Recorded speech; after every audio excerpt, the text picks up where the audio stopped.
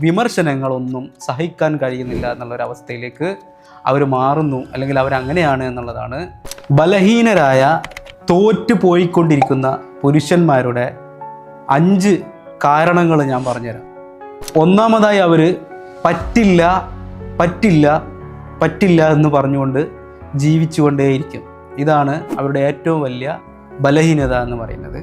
രണ്ടാമതായി അവരെപ്പോഴും porn addict ആയിട്ടുള്ള ഒരാളുകളായിരിക്കും. പോൺ അവർക്ക് ഒരുപാട് റിലീഫ് തരുന്നുണ്ട് എന്നാണ് അവർ കരുതുക. അതിലവർ തുടർന്നുകൊണ്ടേയിരിക്കും.